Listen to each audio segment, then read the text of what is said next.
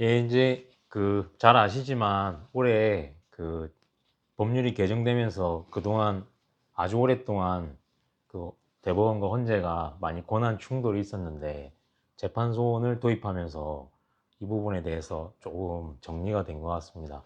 그래서 이제 재판소원이 도입된 거를 일환으로 해서 저희 로고스에서도 재판소원 분야에 대한 전문성을 키우고 또 앞으로 사건 해결 능력도 더 배양하기 위해서 재판소원 센터를 만들었고요. 그리고 오늘 처음으로 세미나를 이제 내부 세미나를 처음으로 하게 되었습니다. 오늘 하는 케이스는 공정거래법상 개별적 거래 거절 사례에서 헌재하고 대법원이 실제로 충돌을 했던 케이스입니다. 그러니까 현대오일뱅크가 SK 인천정유에 대해서 이제 거래 거절했었는데 이 거래 거절을 두고 헌재와 대법원이 실제로 결론이 달랐습니다. 예, 그거가 그 사안을 살펴보고 왜 그렇게 됐는지를 지금부터 하나하나 살펴보겠습니다. 예, 발표는 보시면서 보시는 게 편합니다. 이제 하나에너지 플라자 주식회사가 95년에 당시 한화그룹의 계열사이던 정리회사 인천정유 주식회사, 나중에 SK 인천정유가 되는데요. 이 정리회사 인천정유하고 사이에 하나에너지 플라자가 자가 소비하거나 그 산하의 주유소, 부판점, 기타 고객에게 판매할 석유류 제품의 전 수요량을 정리회사, 그러니까 인천정유로부터 매입하는 석유류 제품 판매 대리점 계약을 체결하고 판매 대리점 거래를 해왔습니다.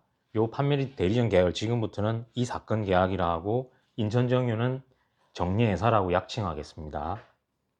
근데 이 사건 계약에는 계약일부터 1년간 유효하되 당사자 1방이 상대방에게 계약기간 종료 90일 전에 서면으로 계약기간 연장에 대해서 반대 의사를 통지하지 않는 한 1년씩 자동 갱신되는 조항이 포함되어 있었습니다.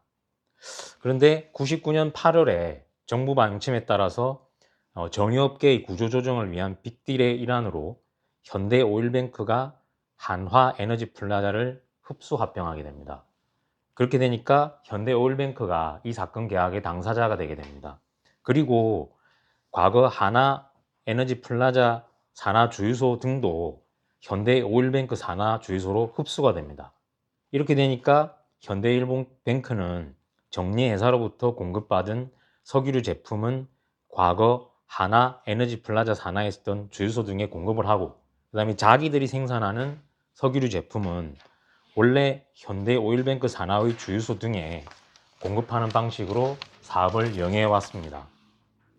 그런데 현대오일뱅크가 좀 누적된 적자 때문에 경영위기에 봉착하게 되고, 그래서 이 경영위기를 극복한다는 이유로 이 사건 계약을 종료시키겠다는 내부 결정에 따라서 이 계약에서 정한 바에 따라서 계약 갱신 거절 통지를 하게 됩니다. 지금부터는 이 계약 갱신 거절 통지를 이 사건 계약 갱신 거절이라고 약칭하겠습니다. 이 계약 갱신 거절에 대해서 정리회사인 인천정유가 투트랙으로 분쟁을 제기하게 됩니다. 첫 번째는 공정거래위원회에 불공정 거래 행위라는 이유로 신고를 했습니다. 그런데 공정거래위원회는 무혐의 처분합니다. 이 무혐의 처분에 대해서는 검찰의 불기소 처분과 마찬가지로 헌법재판소가 헌법소원 심판을 통해서 관할 건을 갖고 있었습니다. 그러니까 공정거래위원회가 행정처분을 하는 경우에는 서울고등법원이 전속관할을 갖습니다. 법에 그렇게 돼 있습니다. 그리고 무혐의 처분이나 심사 불개시 결정을 했을 때는 헌법재판소가 관할을 하고 있었습니다.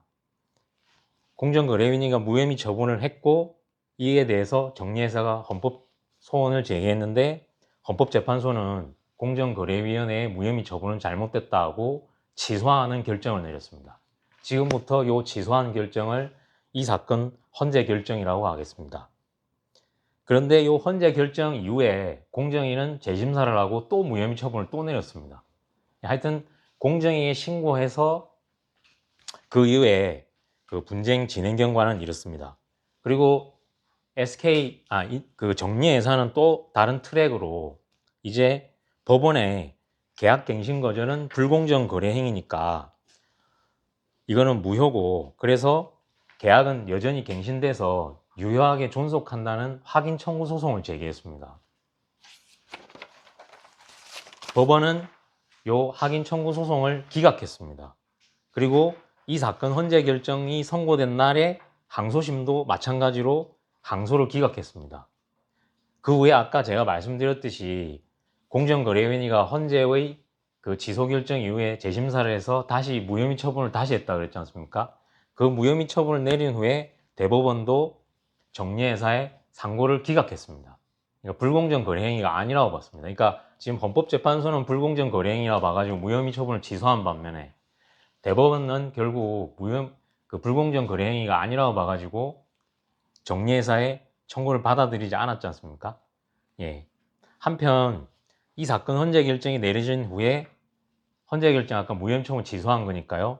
정리회사는 현대오일뱅크를 상대로 해서 이 사건 계약 갱신 거절이 불공정 거래 행위에 해당함을 이유로 해서 채무불이행 또는 불법 행위에 기한 1,591억 원 상당의 손배 청구해소를 제기했는데 이 사건 대법원 판결이 선고된 이후에 손배 청구는 기각되었습니다. 예, 이제 결국 이 사건 계약 갱신 거절과 관련돼서 법원은 손을 안 들어주고 정리회사 쪽 헌재는 손을 들어줬는데요. 그럼 왜 이렇게 됐는지 지금부터 파헤쳐 보겠습니다. 먼저 이거를 파헤치기 전에 좀 공정거래법상 일반적인 그 개념들과 기초적인 이론들을 좀 공부한 다음에 들어가겠습니다. 예.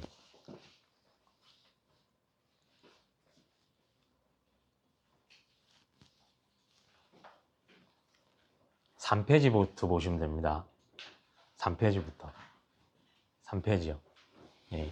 발표문 3페이지를 보시면 아까 말씀드렸듯이 이건 거래를 거절했습니다. 예, 거래를 거절한 관련해서 공정거래법상 거래 거절은 불공정 거래 행위로서의 거래 거절은 두 가지 유형이 있습니다. 첫 번째, 이게 행위를 공동으로 했느냐에 따라서 거래 거절 유형이 나뉘는데요. 첫 번째는 공동의 거래 거절이고 두 번째는 개별적 거래 거절입니다. 근데 공동의 거래 거절은 같이 합해서 누군가를 왕따시키는 거니까 시장에서 경쟁 제한성이 굉장히 강합니다. 그래서 외형상 공동의 거래 거절에 해당하면 정당한 이유가 있다는 걸 입증하지 못하는 한 위법하다는 평가를 받게 됩니다. 반면에 자유시장 경제체제에서는 거래처 선택의 자유가 있지 않습니까? 그러니까 개별적 거래 거절은 원칙적으로 위법하지 않습니다. 이거는 개별적 거래 거절의 외형을 갖췄더라도 부당해야만 공정거래법상 규제 대상이 됩니다. 그러면 우리 케이스는 이 거래 거절 중에 어디에 해당했을까요? 이거에 대해서 헌재 그리고 법원 절차에서 공동의 거래 거절이라고 정리해서 주장했습니다. 공동의 거래 거절이면 자기들한테 매우 유리하지 않습니까? 예, 4페이지 보시면 되겠는데요. 이렇게 정리회사 측에서는 주장했습니다. 이 사건 계약갱신 거절이 현대오일뱅크와 관리하는 하나에너지플라자 소속의 자영 주유소 사업자들로 하여금 공동으로 정리회사와의 거래관계를 단절하게 하는 실질을 갖기 때문에 공동의 거래 거절에 해당한다고 주장했습니다. 이에 대해서 헌재는 이 사건 계약 당사자는 정리회사하고 현대오일뱅크고 그 거래관계 그렇기 때문에 직접적으로는 이 정리회사하고 현대오일뱅크 산하의 주유소하고는 아무 거래관계 없는 거 아니냐. 그렇기 때문에 공동의 거래 거절에 해당한다 보기 어렵다고 봤습니다. 법원도 마찬가지로 정리회사 단독으로 한 거고 현대오일뱅크 산하 주유소들하고 정리회사 사이에는 거절할 거래관계 자체가 없다. 그러니까 공동의 거래 거절에 해당하지는 않는다고 봤습니다. 그러면 개별적 거래 거절에 해당하느냐? 그와 관련해서 헌재는 결국 계속적 거래관계가 있었는데 정리회사를 이렇게 정리한 거니까 그리고는 개별적으로 거래를 중단한 게 맞다. 그리고 대법원도 같은 입장을 취했습니다. 자, 그럼 아까 말씀드렸듯이 개별적 거래 거절인 경우에는 거래처 선택의 자유 때문에 원칙적으로는 허용이 되고 부당한 경우에만 공정거래법상 규제 대상이 된다 그랬습니다. 따라서 부당한 하려면 어떠해야 되는지를 살펴보겠습니다.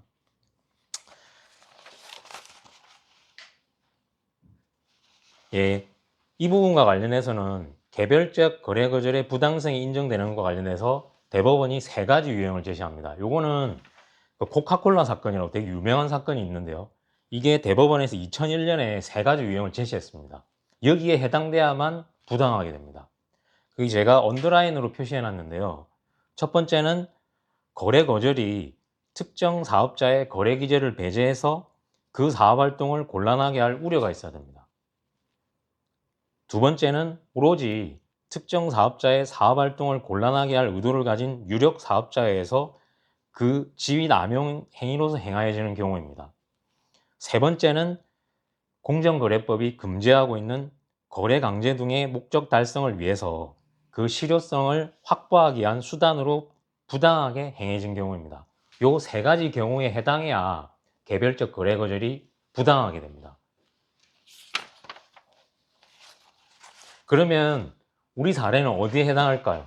일단 어느 유형에 해당한지를 확정해야 그 다음에 그 유형과 관련해서 그 유형에 포섭되는지를 판단할 수 있지 않습니까? 6페이지 보시겠습니다.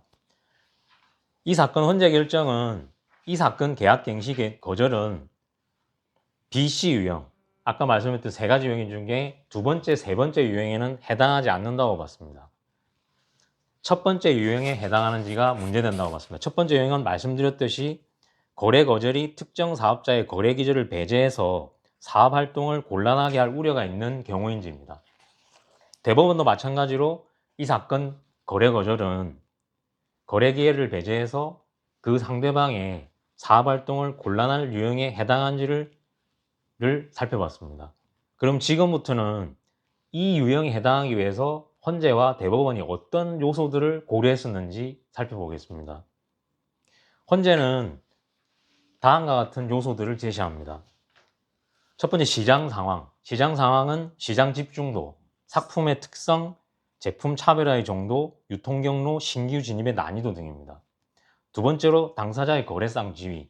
요거는 쌍방의 관계, 그리고 행위자의 시장 점유율과 순위, 브랜드 이미지 등입니다. 그리고 당해 행위가 상대방의 사업 활동과 시장의 거래 질서에 미치는 영향, 여기에는 행위의 태양이나 상대방의 대체 거래처 선택 가능성 여하, 경쟁 제약, 그리고 배제 효과의 정도 등이 포함됩니다. 이런 요소들을 종합적으로 고려해서 부당한지를 판단한다는 겁니다. 그 다음에 대법원은 이 사건 이전에 이미 이렇게 부당한 경우에 어떤 요소를 고려해야 되는지를 쭉 판시해오고 있었습니다. 그건 뭐냐면 당사자의 거래상 지위 내지 법률 관계, 상대방의 선택 가능성, 사업 규모 등의 시장 상황, 그 행위의 목적 효과, 관련 법규의 특성 및 내용 등을 종합적으로 고려한다는 겁니다. 우리 김윤태 변호사가 저하고 이런 케이스를 같이 해본 적이 있습니다. 그때 저하고 하시면서 요 요소들을 고객들한테 물어봐가지고 요 요소들을 토대로 해서 우리가 부당하다는 걸 논증해 주셨거든요. 그래서 지금 헌재하고 요 대법원을 제시하는 이 요소들을 잘 기억하고 실제 케이스에서는 요 요소들을 어떻게 설득력 있게 정리해 주는지에 따라 부당성이 결정됩니다. 그러니까 요게 굉장히 중요합니다. 요게 핵심입니다. 근데 이 케이스에서는 아까 제가 사안을 설명드릴 때 현대오일뱅크가 적자가 심해가지고 경영상 위기를 극복하기 위해서 거래를 거절했다고 그랬지 않습니까? 그러면 이렇게 거래 거절하는 게 방금 말씀드렸듯이 상대방에는 거래 기회를 배제해서 사업 활동을 곤란하게 하더라도 또 거래를 거절하는 입장에서도 거래를 거절할 수밖에 없는 불가피한 사정이 있을 수 있습니다. 그 대표적인 게 바로 사업 경영상 필요거든요. 그러니까 경영 적자가 너무 심한데 상대방의 관계를 계속 유지할 수가 없지 않습니까? 그럼 어느 정도여야 이렇게 상대방의 관계를 단절시킬 수 있느냐가 또 문제됐습니다. 여기서 헌재와 대법원 입장이 갈립니다. 7페이지 보시겠습니다. 헌재는 굉장히 정치하게 판단했습니다. 이 케이스에서. 뭐라고 판단하냐면 거래 거절의 원인이 된 사업 경영상의 필요성은 행위의 주관적, 객관적 측면을 이루는 여러 위법 요소들 중 하나에 해당하는 참작 사유 아니면 위법성을 부인하기 위한 근거로 내세워지는 행위의 의도 목적을 추단케 하는 간접 사실로서 위법성 판단 과정에 작용한다. 그리고 개별적 거래 거절이 상대방의 사업 활동에 미치는 정도는 상대방의 사업 활동의 원활한 수행이 방해되는 경우도 있을 수 있고, 아니면 상대방의 사업 활동의 계속이 곤란하게 되는 경우까지 여러 단계가 있을 수 있다. 근데 이와 같은 단계에 따라서 사업 경영상의 필요성이 작용하는 정도도 달라진다. 즉, 거래 거절이 상대방의 사업 활동의 수행에 지장을 초래하는 정도에 머무면 그때는 일정 정도 이상의 사업 경영상 필요성만으로도 경쟁 제한적 효과를 상쇄할 수 있지만, 사업 활동의 계속을 곤란하게 할 정도로 경쟁 제한적인 효과가 큰 경우에는 거래 거절을 하지 않으면 행위자가 곧 도산할 것이 확실하다고 판단되는 정도의 사업 경영상 긴절한 필요성이 인정돼야 거래 거절의 위법성을 부인할 수 없다. 결국 헌재는 거래 거절이 상대방의 거래 활동에 미치는 영향하고 그 거래 거절의 원인이 된 사업 경영상 필요성 간에 아주 엄격한 비례관계가 있어야만 거래 거절이 정당화될 수 있다는 입장을 취하고 있습니다. 헌재는 비례 원칙을 굉장히 중시하기 때문에 이런 판시에 이르렀던 것 같습니다. 근데 대법원은 다릅니다.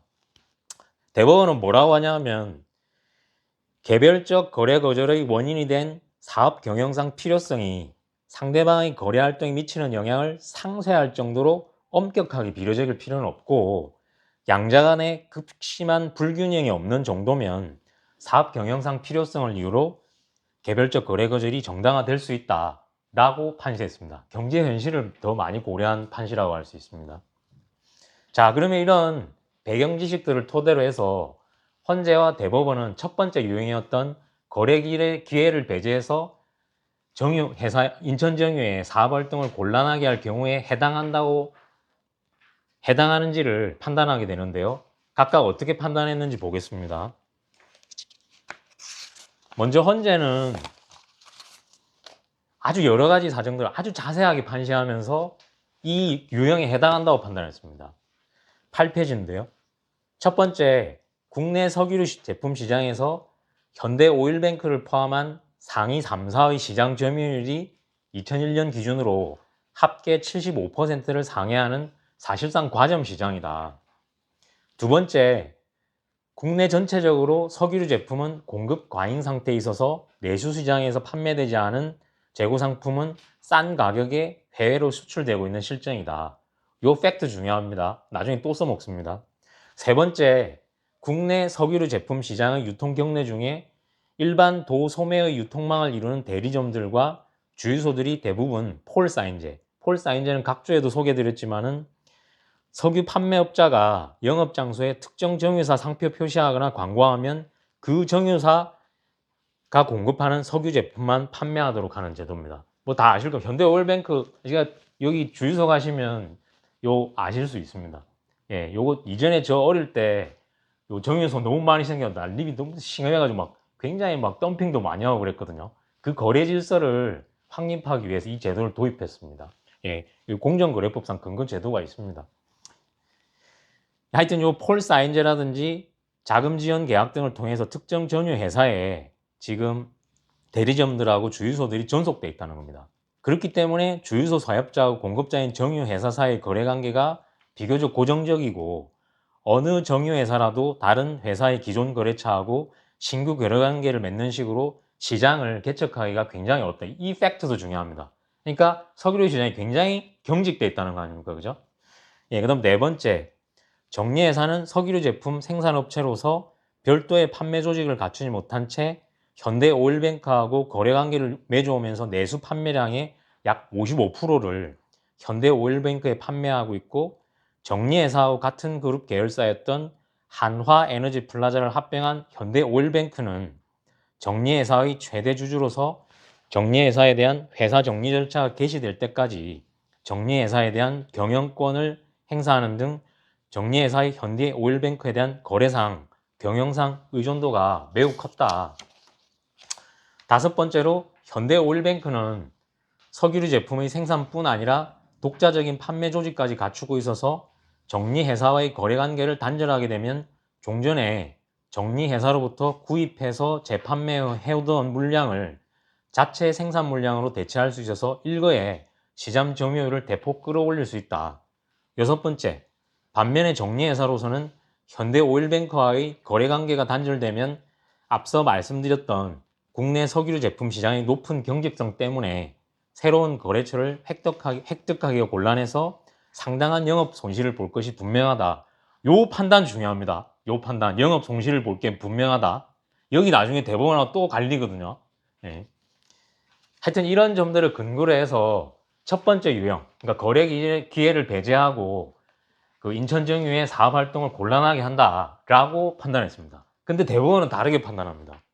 대법원도 요 석유류 시장의 경직성 때문에 정리회사가 현대오일뱅크 산하의 주유소 등의 석유류 제품을 공급할 수 없게 되니까 거래 기회가 어느 정도 제한되는 효과는 발생한다고 봤습니다. 하지만 그 정도가 정리회사가 사업활동을 곤란하게 할 정도는 아니라고 봤는데요. 그 근거가 뭐냐면 첫 번째, 계약이 종료된 이후에 정리회사는 오히려 영업이익이 증가했다는 겁니다. 그 두 번째, 정리회사의 관계인도 관계인 집회에서 이 사건 계약이 유지 안 돼도 정리회사가 향후 판매망 확충 등을 통해서 지속적인 영업이익을 실현할 수 있다고 보고했고, 법원도 이 보고를 토대로 해서 정리회사의 정기 계약을 인가했다는 겁니다.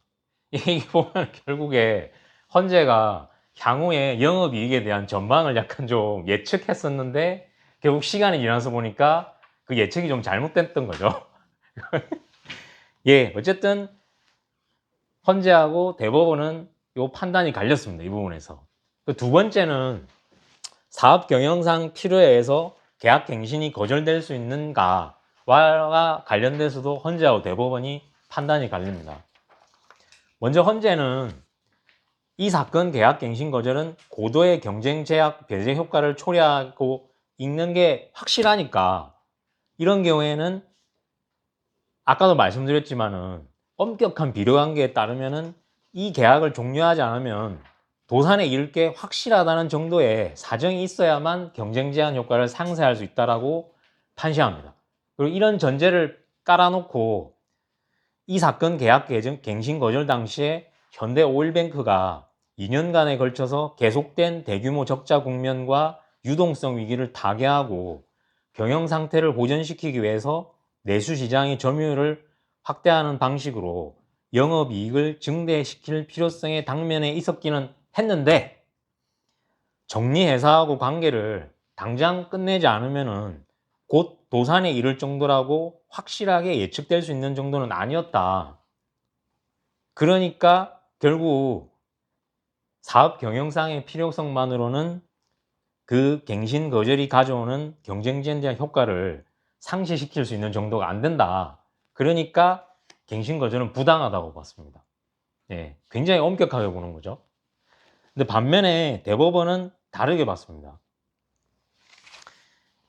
이 사건 거래 거절 당시에 현대오일뱅크는 누적된 적자 때문에 신용 등급도 하락하고 유동성도 악화되고 유산스, 이 유산스 이거 되게 중요합니다. 이게 국제 혹시 거래나 국제 무역 결제 사건 혹시 해보신 분이 있으신지 모르겠는데 이 유산스 이게 국제 무역 결제 방식이 되게 많이 등장하거든요. 사실 이게 국제 무역 결제 방식이 되게 중요합니다.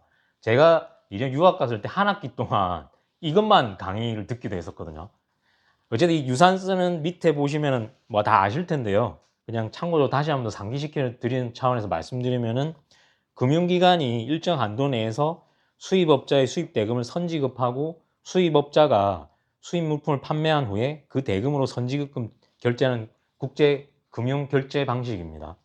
하여튼 이렇게 유산스 한도를 착감해 버리니까 원유 도입하기가 굉장히 어려워지는 거죠. 예, 그래서 재무 상황이 악화돼서 경영 위기를 현대오일뱅크가 맡고 있었다는 겁니다. 그 바람에 대표이사도 책임지고 물러나고 또 경영이 극복하려고 가동률도 축소하고 비업무용 막 저수익성 자산도 팔고 인원도 감축하고 해외에서 긴급 자금 지원하는 것도 막 협의하고 굉장히 어려웠다는 겁니다. 이러한 상황에서 정리회사하고 계약을 끝내버리면은 정리회사 제품은 이제 안 사도 되지 않습니까? 그러면 공급 초과 상태였으니까 내수 시장에 저는 이미 요 해외에 팔았으면 더 싸게 팔 수 있었던 걸 내수시장에서는 더 제값을 받고 팔 수 있고, 그러면 현대오일뱅크는 그만큼 이익을 또 얻을 수 있지 않습니까? 그래서 자구책으로 이렇게 갱신을 거절했던 것이기 때문에 결국 기업 경영상 합리성이 있었고, 조금 뭐 거래 기회가 배제돼 가지고 사업 활동 곤란해도 그 정도는 좀 현저하게 불균형한 게 아니었기 때문에 부당한 것까지는 아니었다 해서 결국 대법원은 현대오일뱅크 손을 들어주게 됩니다. 보시면 알겠지만은 요 부당성 판단이라든지 아니면 그 부당성을 정당화하는 요소로서의 사업 경영상 필요에 대한 판단 기준이 상당히 서로 다릅니다. 그래서 향후에 이런 케이스가 만약에 문제가 되면 헌법재판소가 법원하고 다른 기준을 갖고 있기 때문에 이게 분명히 좀 충돌이 될 가능성이 있을 수도 있습니다. 일단 이상으로 발표 마치겠습니다. 혹시 뭐